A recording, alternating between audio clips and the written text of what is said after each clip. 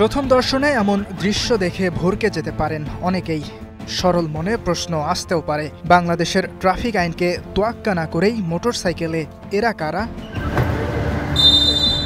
ভিড় ঠেলে জানা গেল এমন নিরাপত্তা ইন্ডিয়া ফুটবল টিমের জন্য। আইন শৃঙ্খলা রক্ষাকারী বাহিনীর বিশাল বহর তাদের নিয়ে গেছে অনুশীলনে।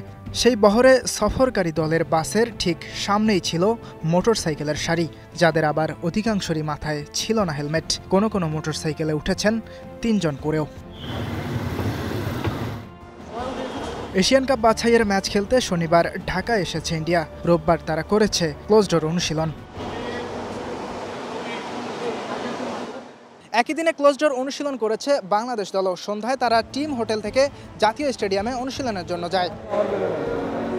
টিম হোটেলের লবিতে বসে আছেন সব ফুটবলাররা। সমিত সোম, জায়ান আহমেদরা অপেক্ষা করছেন হামজা চৌধুরীর জন্য। হামজা আসার ঠিক আগ মুহূর্তেই সবাই উঠে গেলেন বাসে। এরপর আসলেন লেস্টার সিটি তারকা। তবে তার আসার দৃশ্য কিছুটা আলাদা। অন্য ফুটবলারদের চেয়ে তার ছিল বাড়তি নিরাপত্তা। 18 নভেম্বর এশিয়ান কাপ বাছাইয়ে ভারতের বিপক্ষে ম্যাচ বাংলাদেশের। জাতীয় স্টেডিয়ামে ম্যাচটি শুরু হবে বাংলাদেশ সময় রাত 8টায়। এশিয়ান কাপের আশা ইতিমধ্যে ভারত এবং বাংলাদেশ দু দলেরই শেষ হয়ে গেছে। তবু অন্তত এই ম্যাচটা জিতে 3 নম্বরে থেকে বাছাই পর্ব শেষ করতে চাইবে বাংলাদেশ। ইয়াসির আরাফাত সবুজ, স্টার নিউজ, ঢাকা।